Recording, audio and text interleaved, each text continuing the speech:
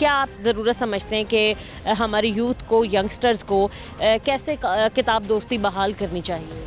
देखिए, एक तो सबसे पहले अगर देखा जाए तो मुतालिया ही इंसान के अंदर मैच्योरिटी लाती है, और मुतालिया के बग़ैर इंसान कामयाब नहीं हो सकता। मतलब एक कि आगे जब आप किसी भी चीज़ को आप स्टडी करेंगे तो उतना उसके अंदर पोटेंशियल नहीं होता जितना किताबों में होता है। सोशल मीडिया के ज़रिए में हम उतने चीज़ें नहीं सीख सकते जितना किताबों में होता है।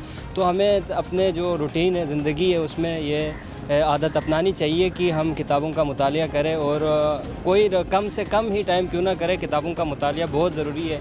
इससे इंसान के अंदर बहुत सारी चीज़ें जो है वो पैदा होता है। बिल्कुल, हम देखें अगर हम इल्म अदब पे ज़्यादा तवज्जो देंगे तो मुझे लगता है कि मज़ीद बंदा ज़्यादा कामयाब हो सकता है और ज़्यादा नॉलेज होती है। दूसरा ये कि हमने देखा जो लोग सोशल मीडिया का ज़्यादा इस्तेमाल करते हैं और उन्हीं बातों पर तवज्जो देते हुए उन पर यकीन कर लेते हैं, तो वो कई हद तक हमें बातें बाद में झूठी नज़र आती हैं, ऑथेंटिक नहीं होती हैं, 100% कह लें कि सच नहीं होती है। और ये हमारे दीन में भी कहा गया है कि आप उस बात पे तब तक भरोसा या यकीन ना करो जब तक आप उसकी तहकीक ना कर लो। तो इस हवाले से भी हमने देखा है कि सोशल मीडिया काफ़ी जो है वो गलत खबरें भी फैलाता है। तो सोशल मीडिया के बारे में क्या कहते हैं? सोशल मीडिया के बारे में ये है कि जो आने वाले वक्त है वो तो हम उसको नहीं छोड़ सकते। मतलब एक ट्रेंड अभी आगे चल रहा है कि सोशल मीडिया का ट्रेंड है, हम उस चीज़ से पीछे नहीं हट सकते। मतलब आने वाले जो दौर है वो एआई का दौर है, तो हमें जो हकीकत है उसको आगे लाने की ज़रूरत है। ये चीज़ नहीं है कि इस्लाम हमें इस चीज़ का इजाज़त नहीं देता हो कि भाई आपने नहीं सीखना, ये नई चीज़ है, ये चीज़ नहीं है। बल्कि हमें चाहिए कि वो चीज़ें सीखें, लेकिन उसमें जो स्टडी है अपनी उसको उसमें अप्लाई करें। मतलब जो एआई की चीज़ें हैं उनको किताबों के ज़रिए भी सीखा जा सकता है। आप किताबों के ज़रिए सीख के उसमें जो आगे जो सोशल मीडिया है उधर हकीकत को आप ला सकते हैं। सोशल मीडिया सही है, हमने देखा है कि 2025 जो है अपने इख्तिताम पे पहुंच चुका है। मैं आपसे पूछना चाहूँगी आपके लिए ये साल कैसा रहा?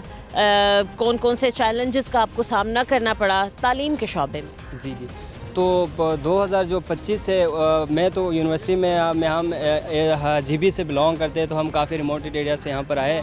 तो और हमने यहाँ पर बहुत कुछ सीखा और बहुत कुछ हमें सीखने को मिल रहा है, और हमें अच्छा भी लग रहा है कि यहाँ का माहौल देखकर और यहाँ की जो चीज़ें हैं इससे इंसान के अंदर ग्रूमिंग आती है यूनिवर्सिटी से।